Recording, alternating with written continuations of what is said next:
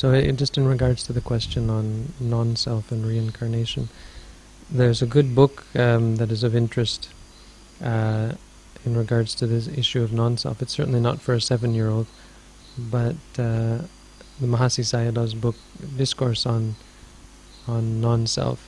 And in there he actually expands on what Palanyani said.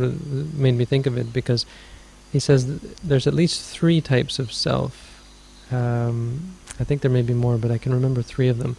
One is the self that, as you say, that is that controls, the controlling self, the Lord self. This is Sammi Atta. And then there is the Nitya Atta, I don't know, the self that is permanent.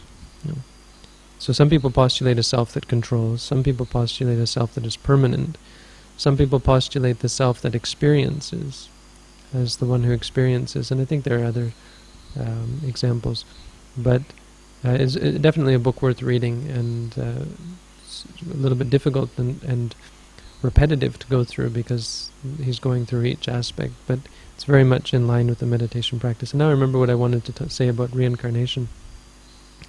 Albert Einstein was once asked about the theory of relativity. He became very famous for the theory of relativity, and apparently he was asked by an interviewer, by a reporter, to explain relativity in a few sentences. And he looked at the guy and he said, even if you had a solid grounding in theoretical physics, it would take me a couple of days to explain, the theory of relativity to you.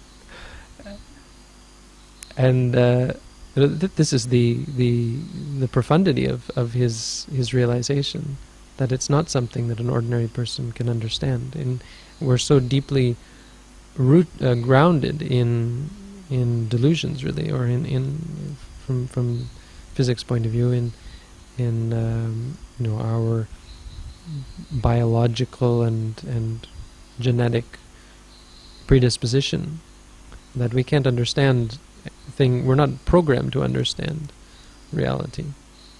So we can give a similar answer. A 7-year-old, would be very rare to find a 7-year-old who could have any idea about reincarnation. So it's not something that you asked. The question was, can you please explain reincarnation like you're a 7-year-old? If you're a 7-year-old, there's not much we could do to explain the workings of reality.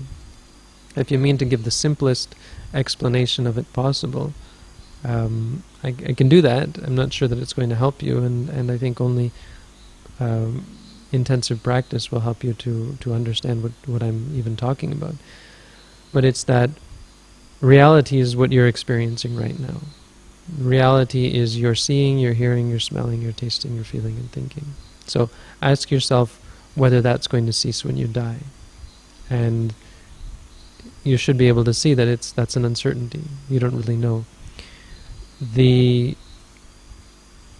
best way to go about asking that question and investigating that question is first to give up all of your predisposed knowledge, all of your ideas about, I saw that person die and therefore death is the end. I saw that they're not thinking anymore. Give that all up. Give up all of the scientific observations that people have had, and all of the experiments and so on that have been done that actually have, evidence on both sides. All this investigation into past life memories and so on could also be used on the other side. But give that all up. Give up even the knowledge that people do die, and just ask yourself, or investigate this idea of death, whether it's possible that this could happen in the future. You'll see that actually there's no aspect of experience that could admit of such a thing. And so the strange thing would be that if it did cease, and that was the profundity of what the Buddha found, is that he found a way by which this experience ceases, and it's not death, it's nibbana. But the point was already made that we don't believe in reincarnation. We simply don't believe in death. The experience continues on as long as there is craving in the mind.